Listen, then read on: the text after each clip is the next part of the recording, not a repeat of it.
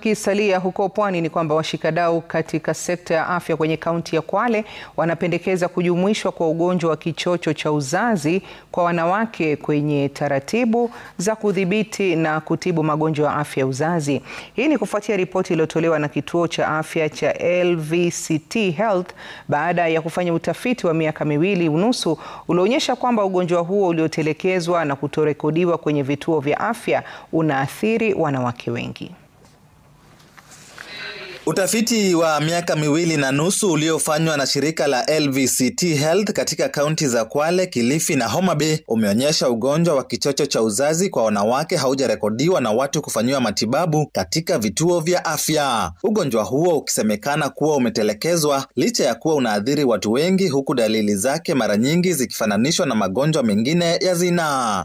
Jua tofauti. So nakuta mara nyingi mgonjwa ama mtu akija kwenye hospitali akiangaliwa, akipimwa aone hizi dalili ambazo zinafanana na ugonjwa wa zinaa, wanapewa dawa za antibiotics ambazo hazifai. Lakini kwa huu mradi tuliweza kufunza wanahudumu wa afya zaidi ya 600 katika hizo kaunti 3 na wameweza pia kuanza kupeana hizi huduma kwa ubora zaidi. Katika kaunti yetu ya Kwale tunaona ni muhimu kuwa zahanati zaidi ama madaktari na wale wasimamizi wa zahanati wengi zaidi katika kaunti nzima waweze kufundishwa na pia wapate vifaa ama hizo tunazita reagents. Ugonjwa huo unaweza dumu mwilini kwa muda mrefu na kusababisha mtu kutopata mtoto. Watafiti wakisema walioathirika wako kwenye hatari kubwa ya kuambukizwa virusi vya HIV na HPV.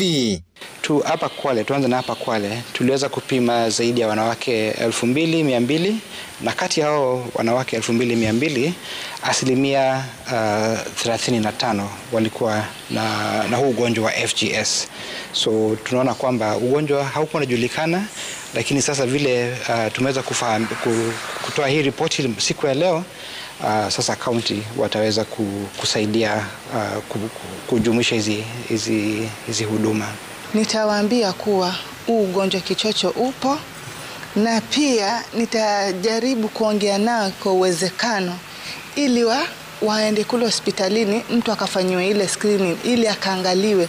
Yaweza fikiria ni infection tu zingine za magonjwa zinaa, pengine magonjwa mengine, kumbe ni hiyo kichocho.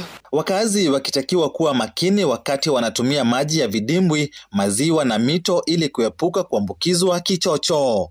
Wakiwa wameenda katika hayo maeneo waweze kuvaa viatu ili wasiweze kupata maambukizi, kwa sababu maambukizi yanapitia kupitia kwa ngozi kwenye miguu. So wawe watajikinga, kama ni viatu watakuwa wanavaa ama ni gumboots kama wako nazo, na waweze kuteka maji, yani si lazima waingie mle ndani ya maji kwenda kuteka yale maji. Wakae kando, wateke maji, waende wakayatumie kando. Sasa kupitia utafiti tumeweza kuonesha kwamba ni muhimu sana kuwa na rekodi za kichocho cha uzazi, na hizo rekodi ama hizo namba zikiandikwa kwenye ripoti zitasaidia serikali za kaunti na pia serikali kuu hapa nchini kuweza kufanya mipangilio ya kifedha ama kuwa na mipangilio ya kufunza wanahudumu wa afya. Lawrence Ng'ang'a, Runinga ya Citizen.